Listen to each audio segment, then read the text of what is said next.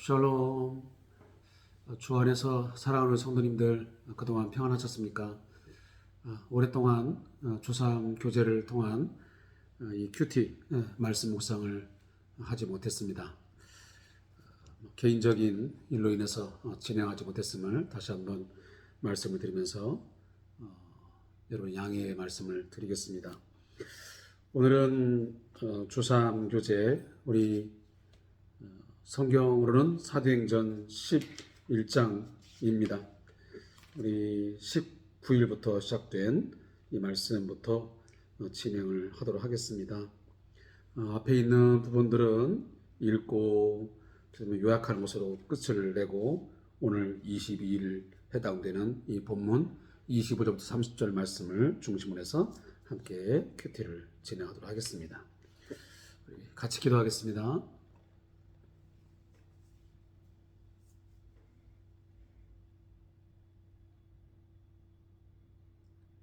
어찌하여 불안하여하며 낭망하는고 내 하나님을 바라라 말씀하신 하나님 아버지, 우리가 어떠한 일을 만나든지 낭망하지 않게 하시고 불안해하지 않게 하시고 주의 평강으로 충만한 삶을 살아가도록 인도하여 주시옵소서. 오늘도 하나님께서 내려주시는 그 평안을 누리면서 말씀을 묵상할 수 있는 이 귀한 시간 되게 하옵소서. 성령 하나님, 생각과 마음을 지켜 주시옵소서. 오직 주의 뜻을 온전하고 또 확실하게 알아 그 뜻을 행하며 살아가는 한순간 한순간 되게 하옵소서. 매일매일 기쁘게, 매일매일 평안하게, 매일매일 감사함으로 살아갈 수 있도록 하나님 아버지 붙드시고 역사해 주시옵소서. 오늘도 말씀 앞에 저희가 함께 꿇어 엎드렸습니다. 말씀의 영으로 우리를 감싸 주시고 주님 우리를 이끌어 주시옵소서. 예수님의 이름으로 기도합나이다. 아멘.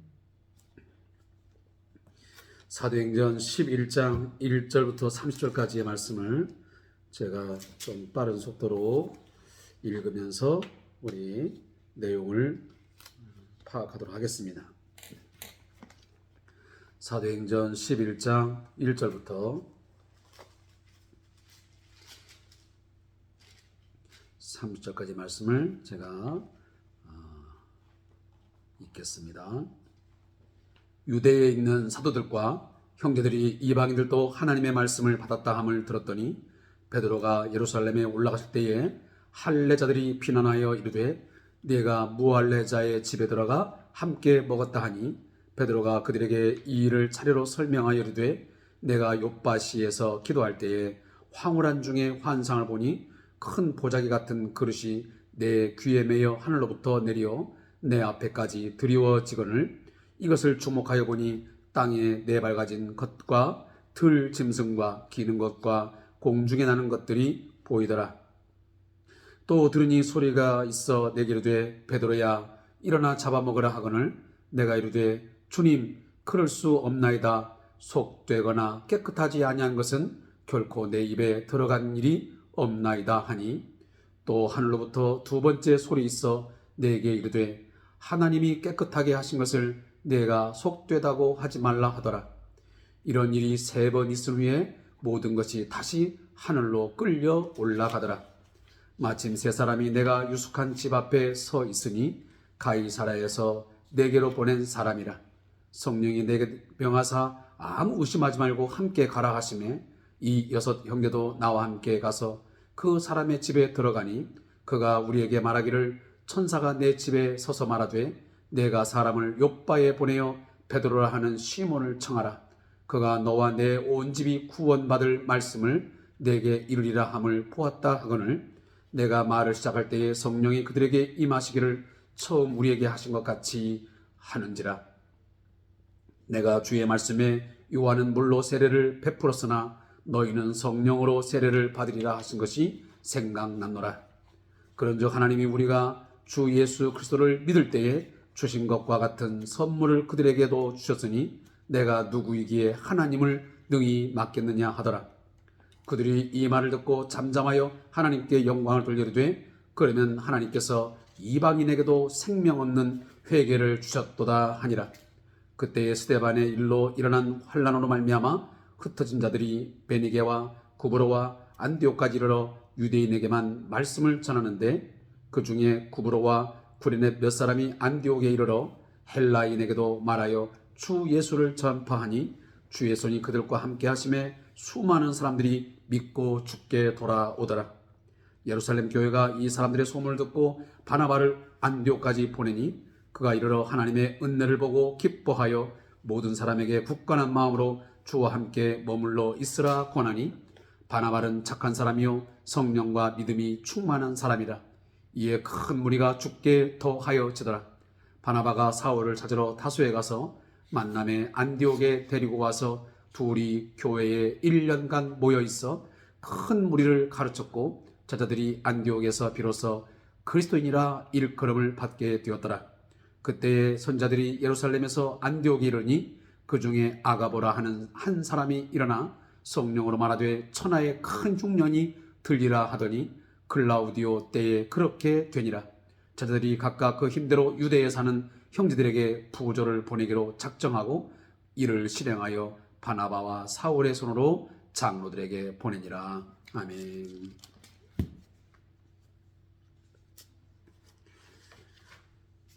우리들이 그동안 10장의 거기 말미의 부분까지만 진행을 하고 10장 34절 41절 그 부분까지 제가 수요일날 어르신들과 함께 진행한 적이 있습니다.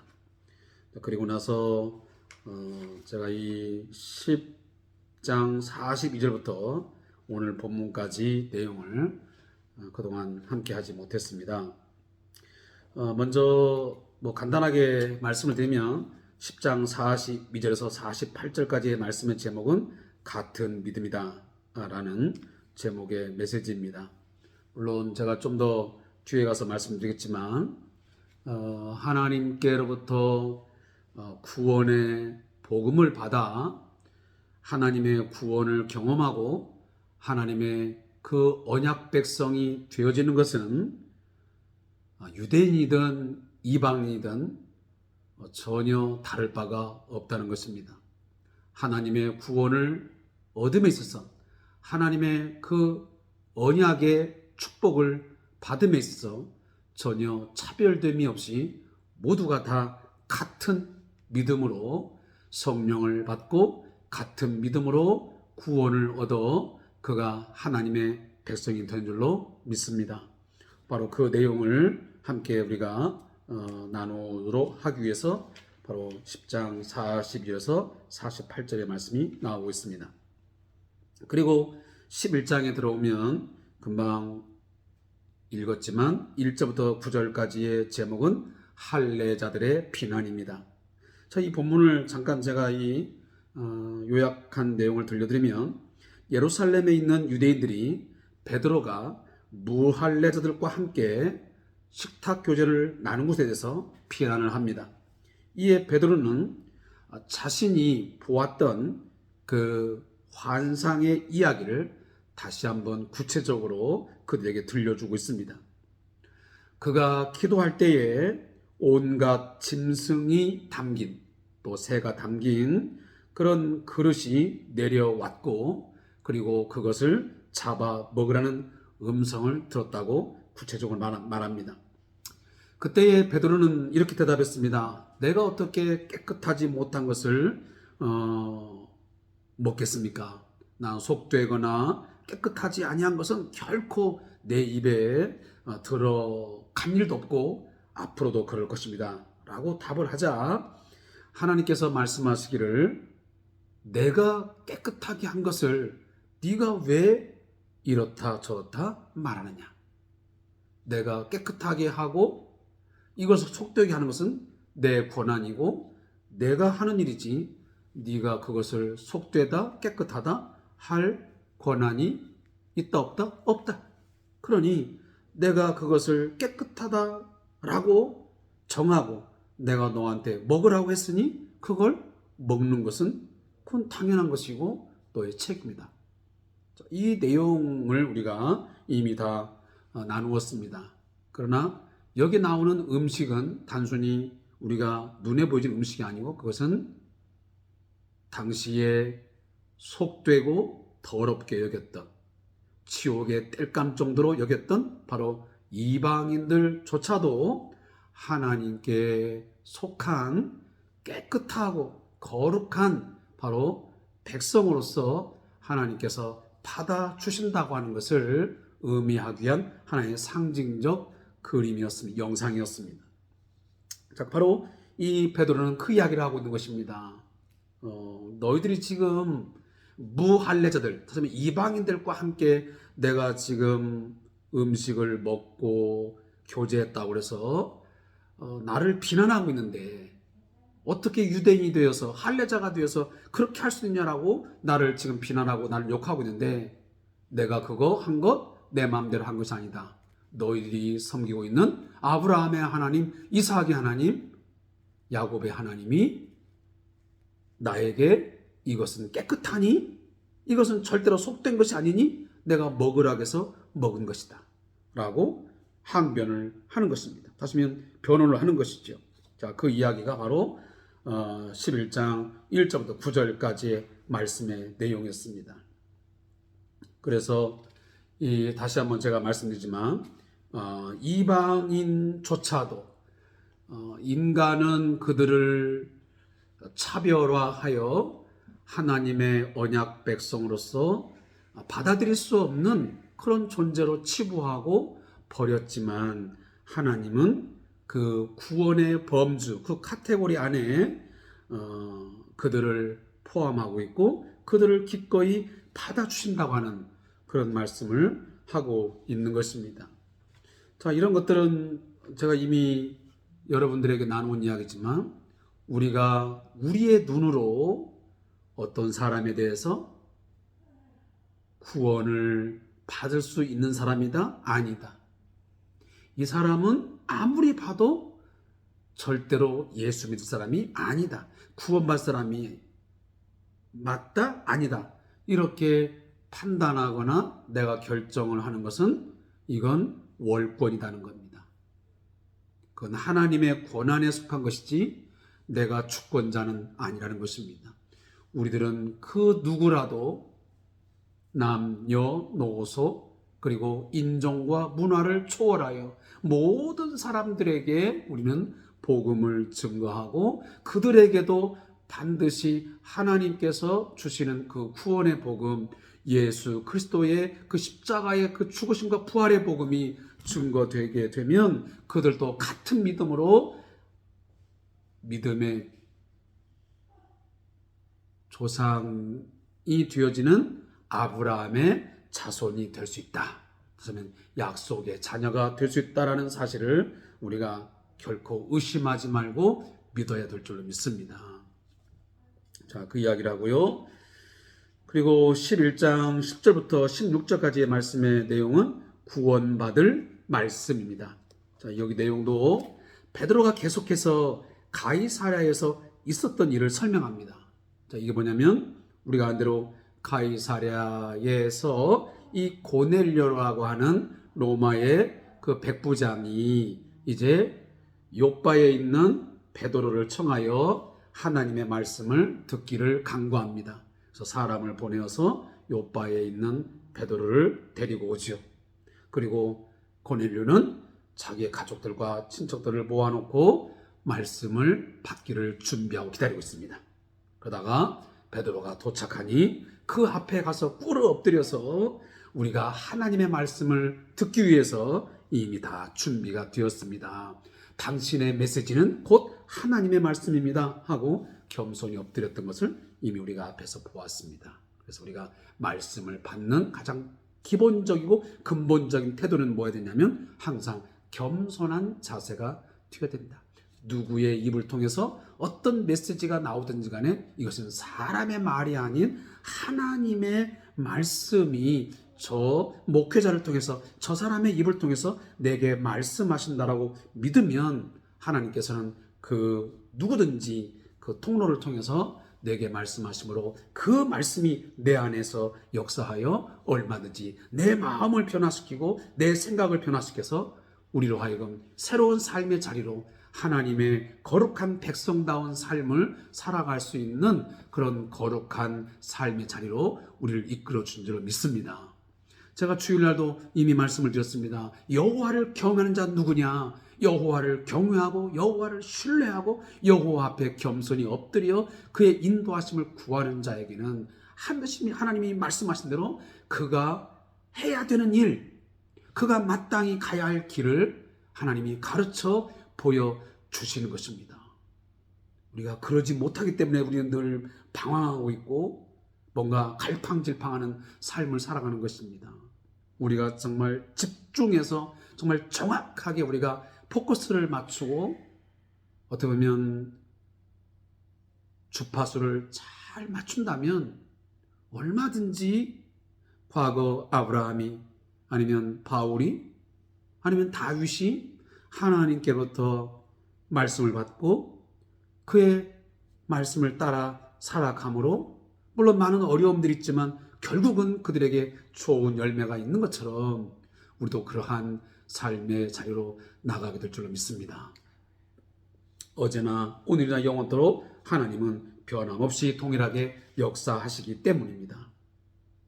성령으로 세례를 베풀어 모든 사람에게 구원을 허락하시기를 하나님 오늘도 간절히 바라고 계시는 것입니다. 그리고 이제 오늘에 해당되는 이 11장 17절부터 24절, 3절까지죠.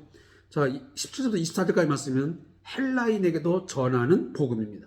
자, 똑같은 말입니다. 17절 말씀이 이렇게 말해요. 내가 누구에게 하나님을 능히 맡겠느냐. 사랑하는 성도 여러분, 우리는 어떤 경우에도 하나님을 능히 막을 수 없습니다. 우리가 무엇은 되고 무엇은 안 되고 누구는 되고 누구는 안 되고 우리 스스로가 함부로 제가 속단하지 말라는 것입니다. 결국은 하나님이 말씀하시고 하나님이 계획하시고 하나님이 정하신 일은 되고야 맙니다. 내가 그것을 막든지 열든지 내가 순종하든지 불순종하든지 상관없이 하나님은 당신께서 어떤 사람을 통해서 어떤 기관을 통해서 어떤 사회를 통해서 당신의 일을 하시고자 하시면 능히 막을 자 없이 그 일을 능히 이루시는 전지전능하신 하나님이라는 사실입니다. 우리는 그것을 믿습니다. 내가 믿음이 연약한 자리에 있든 내가 믿음이 좀 더 강한 상태에 있든 우리는 하나님께서 나를 통해서 우리를 통해서 우리 교회 공동체를 통해서 그 일을 능히 이루실 줄을 믿어야 됩니다. 이 말은 다른 말로 뭐냐면 어떤 일이 이루어지면 어떤 일에 있어서 좋은 열매가 맺어지면 우리는 내가 했다라고 착각하면 안 됩니다. 우리 교회가 열심히 기도했더니 내가 열심히 기도하고 무슨 금식 기도하고 뭐 했더니 뭔가 내 노력으로 내 열심으로 무엇을 됐다라고 하는 생각은 사실 갖지 말아야 됩니다. 물론 사람이기 때문에 그런 생각을 할 수 있겠죠. 내가 10일 금식 기도했더니 내가 40일 금식 기도했더니 내가 무엇을 했더니 하나님이 이렇게 하셨더라. 물론 그럴 수도 있습니다. 그러나 우리들의 최우선적이고 항상 고백할 때에 가장 먼저 입술을 통해서 우리의 마음속에 고백되어지는 것은 이 모든 일은 하나님께서 전적으로 은혜를 베푸사 나를 통해서 하셨습니다. 나는 그저 도구일 뿐이요 나는 하나의 통로로 사용되어졌을 뿐입니다. 나 같은 사람을 또 우리 가정을 또 우리 교회 공동체를 사용해 주심에 대해서 감사합니다. 부족하고 연약한 나를, 우리를 통해서 하나님 당신께서 이 엄청난 일을, 이 귀한 일들을 행하셨음에 감사합니다. 이렇게 고백하는 것이 가장 정상적인 우리 신앙적 고백이 아니겠나 생각이 듭니다. 오늘 하나님께서는 정말 이 유대인들이 보았을 때, 아마 그 당시 헬라인이나 이방인도 그랬을 것입니다.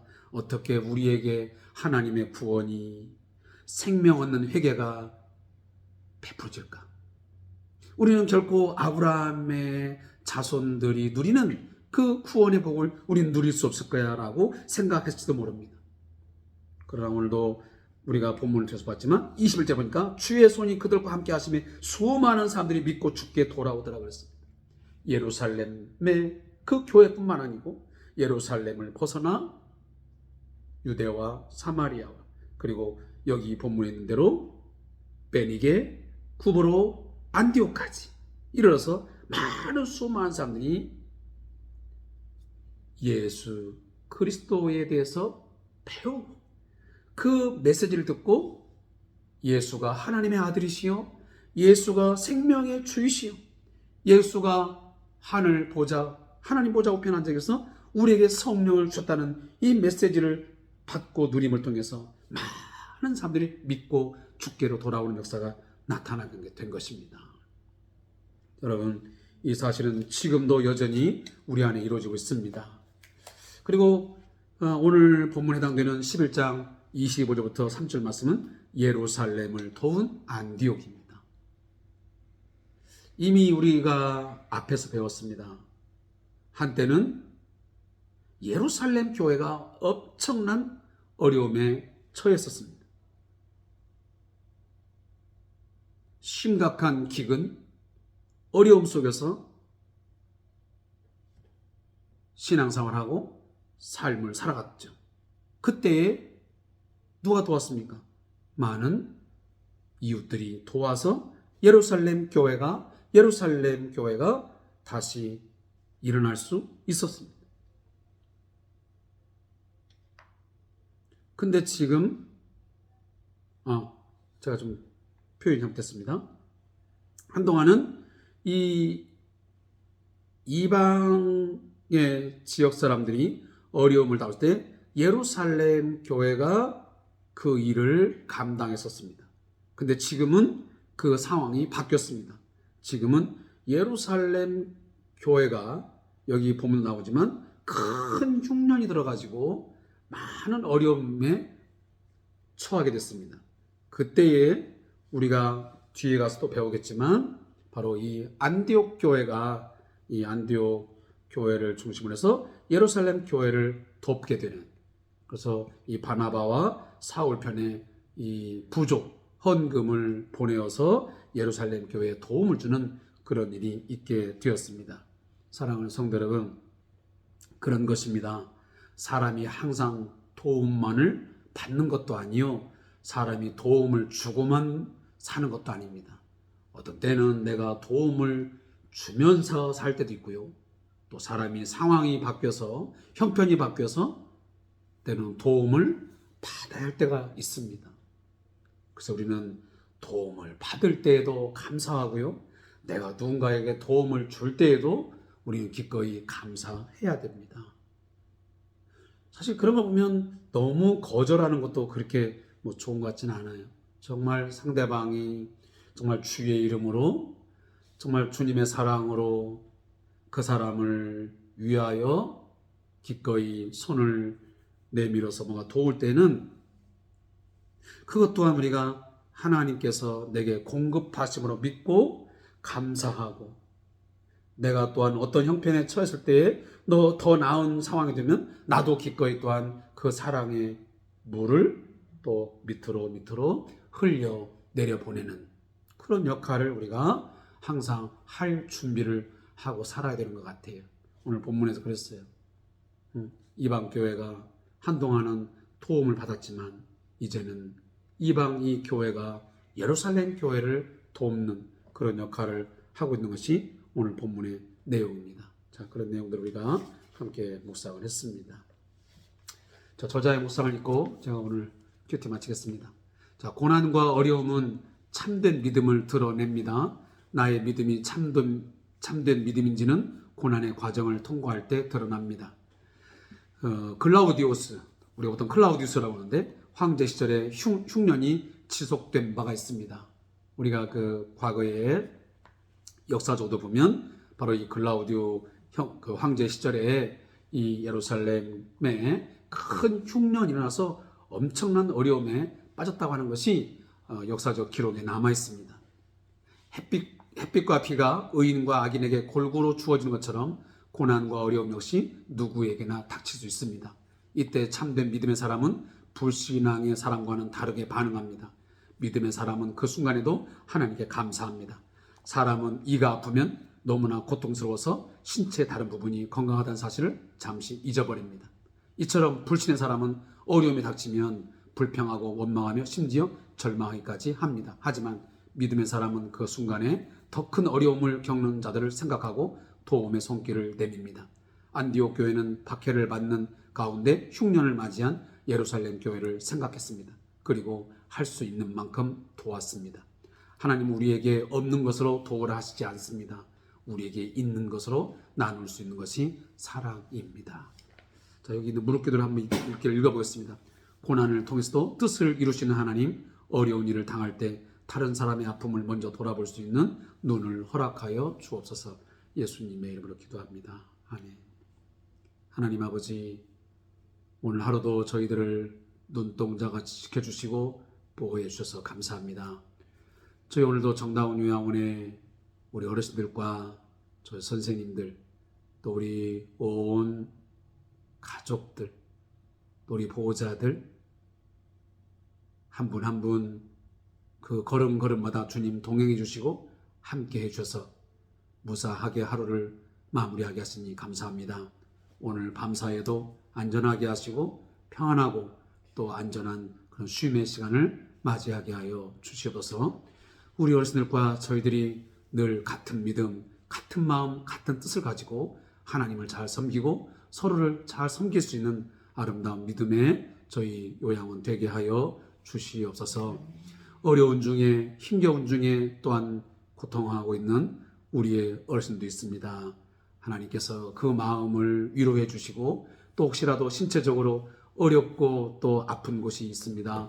주님 안수하여 주시고 치료하사 하나님 회복되게 하시고 남은 여생 남은 삶이 주님 건강한 가운데 평안하게 주님 나라에 이르게 하여 주시옵소서. 감사하며 예수님의 이름으로 축복하며 기도합니다. 아멘.